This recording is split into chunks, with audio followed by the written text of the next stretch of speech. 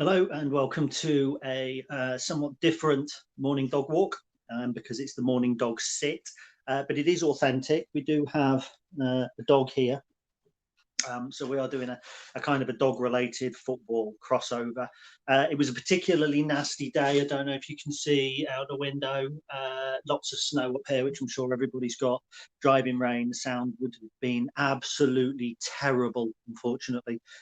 So I was unable to do a proper dog walk. But I would say by popular demand, which is an unusual thing for me to say, here we are. Plenty of people saying they were looking for some sort of reaction video to yesterday. Busy day yesterday. Certainly didn't seem like it at one point. But plenty going on. So we'll get straight into it. Obviously, I was watching quite a lot of the other transfers yesterday, and one or two really sprung to mind, which I might touch upon before the end of the video. But the first transfer for us was Max Melbourne departing on loan. There isn't a lot, I think, to be inferred or to be drawn from that. I think that Max was always on the fringes of the first team at the moment. And I think as soon as we knew Max was going, there was obviously then a strong hint that the next player was coming in. But I think for Max, look, he's still a young man. I think he's 22. He's still got a year, I believe, left on his contract. I think it was 2.5 years when he signed it last January. He hasn't been in and around the first team. We thought he would be the first choice left back. It hasn't worked out like that. Started the season with a little bit of an injury. Obviously, Sean Rowan did very well. Teo Eden, I think, has done very, very well indeed. We were without a dedicated left back. A lot of people thought we needed a left back going into this window, which I didn't personally. But I don't think we've made signings in this window based around what we need right now. And I'll come on to that. I think all of the business that we've done has been with a view to the longer plan. I don't think that we've been reactionary. When you look at the likes of Bolton signing Marcus Maddison, that is knee-jerk. That is, Maddison's available, let's get him. Otherwise, why would they have signed Zach Elbouzedi on that? So there's been no knee-jerk reaction. Max going out was simply a matter of us trying to get a fringe player who has got ability, get some minutes into them. Were we to stay in League One next season, I think that Max would be a decent kind of member of our squad. Were we to go into the Championship, I think that things might be a little bit different for Max. What he needs at Walsall is regular time. Walsall sold Zach Jules yesterday to MK Dons. Funny little circle that. We buy Reece James. Regan Poole, who's a right back. They then go in for left back Zach Jules from Walsall. Walsall then come to us for left back Max Melbourne. So there's a little circle of life, the food chain. So that's kind of why I think Max has gone out. We would hope now for him to get 10, 15, 20 games under his belt. Walsall are in a playoff push. They're just outside the playoffs, 5 points, I think. So it'll be good for Max to get there and get some competitive football, and that's what he needs. He's a decent player. Probably prefer him at left back to left centre back. But wherever he plays while he's there, it's only going to be a good thing for us. So we might get some dog-related excitement in a minute because I've just noticed a DPD van pull up outside, and I think the dog will go mad. So that was Max. So Max went. Cohen Bramall came in. Now we'd already spoken quite a bit about Cohen Bramall on the site. He's been here on trial, which I missed first time out. I'm very, very surprised I missed that. That I was reliably informed that I did. That's what you get for not going to pre-season friendlies, I suppose. So he's been here on trial. Danny and Nicky, for whatever reason, didn't choose to go with him, whether that was financial, whether it's because we had Harry Toffolo, we didn't need another left back at the time. I don't know. So Cohen's come in on a multi-year deal, which I would suspect is probably 2 to 3 years, but we don't know. He's got good pedigree coming from Arsenal, but I think also the attitude is there, having come from the likes of Hednesford, Newcastle Town, Alsager, and also that story about working in the Bentley factory, being made redundant the day before he signed for Arsenal. So I think there's an interesting story there. But football's not about stories; it's about what you do on the pitch. Colchester fans seem to think he was very, very good last year, one of their star players. Whereas this year, I get the impression that perhaps they may have dropped off a little bit.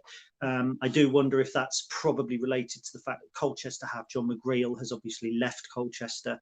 They lost Frank Nublet over the summer as well. They lost a couple of players, I think. Smodic 2 years ago. So they've kind of been in decline, and I think sometimes a good player can look a little less effective in a side that's in decline. We've seen it. I think with Paul Green, for instance, who was very good in our playoff push, and then as we slipped away, I think Paul Green looked worse than he was. I'm not likening Cohen Bramall to Paul Green, so left back, dedicated left back, rampaging left back, bit of pace, bit of poise, bit of power, likes to get down, likes to get balls into the box. So it's going to be really interesting to see if he plays left back on a regular basis for us. Again, I think that personally, I think this was a deal we were looking at doing in the summer. And I also think that the success that we've had over the last couple of months has made the club look at these deals and think, is it worth us, with a promotion push in mind, bringing these deals forward for a small outlay? Certainly worth it to the likes of Colchester, who need a little bit of, probably need the cash. There's not a lot of wiggle room at the minute in football finances. So it's probably a decent deal all round. Yes, we could have saved money and waited till the summer, but let's assume that we need a left back with a little bit more pace, a little bit more direct running, overlapping. Let's assume Teo gets injured. Let's assume he gets booked. Would we rely on Sean Rowan, a young kid? He's putting a lot of pressure on him. Probably not.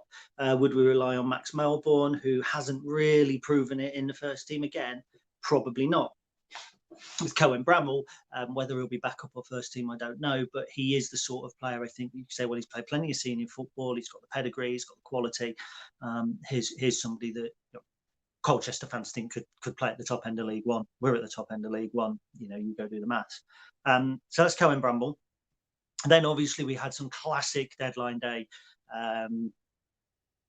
what should we call it? Drama, probably. I mean, we've had it before, haven't we? Waiting desperately for a striker to sign. Liangol signed.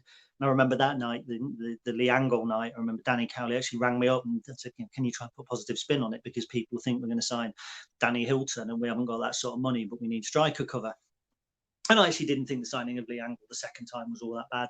I understood why we did it and how we might fit in.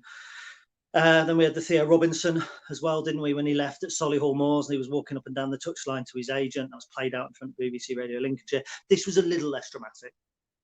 It was more played out on social media. Michael had a direct line to the club. I confess, around 10 o'clock, there was a phone call where I was given a player's name and said, look, he's going into a medical. It's 45 minutes. We may not get this particular player signed, but if we do, we do. So, I was on tenterhooks, kind of sat waiting, thinking, well, the medical's gone now. Now what happens? Then it got to 11 o'clock and I've heard nothing. And then obviously Michael tweeted, deal done with 2 minutes to spare. It was done with 2 minutes to spare as well. Literally 22:58, I believe the confirmation came through, and we signed Max Sanders. Now, I find it interesting because I think in seasons gone by, were we to have signed Max Sanders, a lot of fans might have been a little moany. He's not the striker. He's not Jack Marriott. He's not this. He's not that. We're never going to sign Jack Marriott, by the way. Never. Doesn't fit the bill. So anyway, a lot of people might have gone, well, who's this? What's the point? Why do we need this player? But I think there's a certain belief in what Michael Appleton's doing. And I think that means that fans reacted generally positively, even though they didn't really know who the player was. You always get some people who react with, yes, great, Max, brilliant, excellent, and don't have a Scooby, don't know who he was. You'll have other people who don't know who he is, look on his Wikipedia page, see he hasn't scored 10 goals in 5 games and go, he's shit. And then you'll get other people like myself who I confess, I know who he was, but when the name was said to me, I had to go and research. I'd heard of this player, but it wasn't somebody that sprung to mind. And then the more I dug, the more I liked. Portsmouth press saying, I'd love us to sign Max Sanders, he'd be perfect. Steve Sidwell saying, here's a player that Brighton probably are going to end up in their first team. There was 90 minutes. Who said he's the most promising player in Brighton's under 23 side. So I think, just a minute. 1 second. Out. Come on. Out you go. Can't trust him. Why is it every dog walk video? We're not even walking and he's kicking off. Honestly. Maybe not. So yeah, I think in the past there may have been a mistrust of this type of player. But I think that people have seen the sorts of players we've been bringing in, and they've kind of almost not cut some slack, because Max Sanders is a top signing for us. I mean, this is a player who is heavily linked to Championship loans. he's that level. I've just been watching Suits when they do the whole, I'm here, you're here, they're here, and we're here. And Max Sanders, in terms of loans, was probably here at the beginning of the season. So I do think that it's a really interesting capture for us. Lots of Brighton fans very, very unhappy that the true star of the show trying to get attention. Yes, he is. So I know a lot of Brighton fans are very unhappy that he's gone on a permanent deal. Feels very, very Anthony Scully-ish to me. The same thing with West Ham last year. Last minute deal. Really unhappy that the other fans were really unhappy that he had moved. Why not loan? Why not watch him develop? And I think Scully's been a wise signing. He's proving that. So where will Max play? Well, he's almost certainly the long-term replacement for Liam Bridcutt. And I think when you look at it in that context, it's a huge signing, because that's the one area where I've picked up on before, where I think if Liam's injured, you bring George Grant out, and then you lack a lot of creativity. Well, Max almost certainly would play in that role now, and I think that then kind of takes the pressure off the attacking midfielders a little bit. It looks like we're kind of flush with midfielders. That if you were to take any combination of three from Grant, McGrandles, Jones, and Bridcutt, 90% of people, apart from those that just don't like Bridcutt for some reason, would have him in the 4 or the 6, depending on how you count your central midfield, and then would have any combination of the other, Grant and one of the other 2. So I think Liam Bridcutt's crucial to what we do, but playing Saturday, Tuesday for the next 6, 8, 10, 12 weeks would take its toll. So I certainly think that Max Sanders is a signing that we would have been looking at in the summer. I certainly think it's the sort of signing that Michael is primed for making. He's ideal for Michael. He's young. He's quite clearly talented. He was rated at Brighton. I do wonder if maybe the Bridcutt link might even be there. Bridcutt was at Brighton as well. I don't know how long Max has been there. I know he was with Wimbledon, I think, at under 7 level. And also, I think he can play in the EFL Trophy. So if we were to get past tonight's game and we got to a semi-final and we've got crucial league games either side of it, you could arguably then drop Max in and not put the pressure on Liam Bridcutt as well. So that's where I see the 3 signings. I think overall the transfer window business, when you look at it, has probably all been about planning for the future. And I do wonder if perhaps the signing of Regan Poole and to a degree Max Sanders was brought forward from Robbie Gotts. So Michael's looked at his squad at the beginning of the season. He knows that longer term, were we to challenge at the top of League One and or in the Championship, he needs to bring in a right back. He needs to bring in a holding midfield. The budget wasn't there at the beginning of the season, so he's gone and got Robbie Gotts. Robbie Gotts comes in, covers both of those positions, gets called back, and now Michael's looking at the balance sheet. Potentially, we know a little bit more where we are. Have the board then freed up a little bit more money, and Michael and Jez and the recruitment team have gone, let's go and get these players. Let's see what we can do. And we've gone and done it. Potentially, yes. Had Robbie Gotts not been called back, then I have to wonder whether we would have done the business or not. I think we would still have done it in the summer. I think all 3 of the players that we've signed permanently in the transfer window would have come to Lincoln City in the summer, or would certainly have been key targets in the summer. And it makes me think back to chatting to Adam Jackson. And Adam Jackson said to me, last January I spoke to Lincoln, but we couldn't get it over the line. But they came back in the summer and then we went forward. And I think that's probably what would have happened with these 3 players as well. So now I've got some notes. That's it. The last thing I wanted to talk about, I think, was the striker, because let's be honest, everybody wanted to see a striker. And I think that's the transfer window holy grail. Sign a striker, do a signing. And I think probably, to a degree, it is one area where people are not justified in worrying, but I can see why they worry. If Tom gets injured, where do we go from there? Because Tom's very much a false 9. In that we play 4-3-3, Tom looks like the 9, but in actual fact, the work that he does, where he goes, he's not a traditional number 9. And it's why I think we see the likes of Brennan Johnson scoring goals. It's why we see the attacking midfielders chipping in. And it's why I think we'll see Morgan Rogers score a few more as well, because the idea is that Hopper kind of comes away from the centre of the goal. He may take a central defender with him. If not, they've got a decision to make. They come forward then on the players coming in.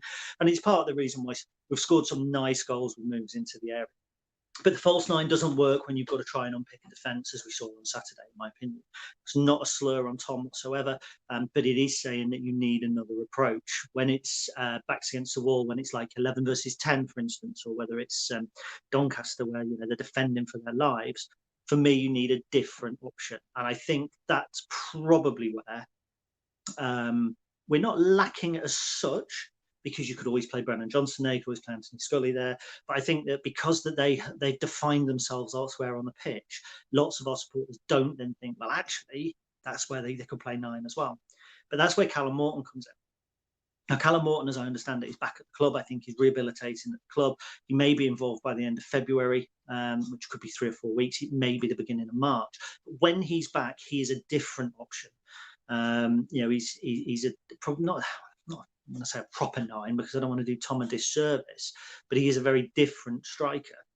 And I think, for instance, Saturday's game was custom made for, it was probably custom made for a Callum Morton late on. It was custom made for a player who's going to be running at them more with pace through the centre, but isn't a winger. For me, there's a marked difference between a Brennan Johnson and a Callum Morton, even though they're both quick, they're both direct. They both know like to get into good positions. But Brennan feels like a wide player. Callum Morton feels like a central player, and that's about positioning. It's about dropping off the shoulder. Brennan Johnson likes the game ahead of him to run into. Callum probably, can play with the game behind him a little bit with his back to goal, looking forward. But he will stay more central than Tom. So him coming back is going to be huge. And you've got to think that that's going to be like a new signing as well. And it just means that we have to get through the next 4 weeks or so.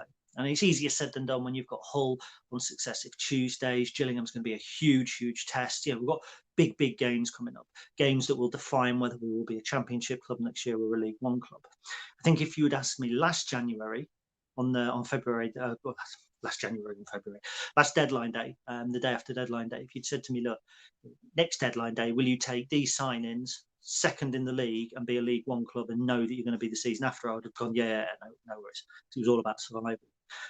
So I think how far we've come kind of means that any minor gripes we have about the transfer window probably should be put to one side. I completely trust Michael, Jez, and the recruitment team. Obviously, there's others, there's Mark Tracy, Chief Scout as well. I trust these people, because as yet, there hasn't been a miss. You think about the players that have left. Max Melbourne, here when they arrived. Aaron Lewis, here when they arrived. Alex Bradley, here when they arrived.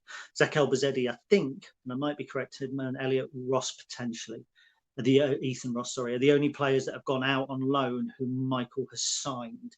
And I think with Ross, it was always about bringing in cover rather than a first-team player. So probably Zach Elbazedi is the only one who we have signed last January or this January, bar perhaps Alan Sheehan, for instance, who came in as cover, who we brought in as a long-term prospect who hasn't started to prove that he's a long-term prospect already. And you think of players like Teo Eden.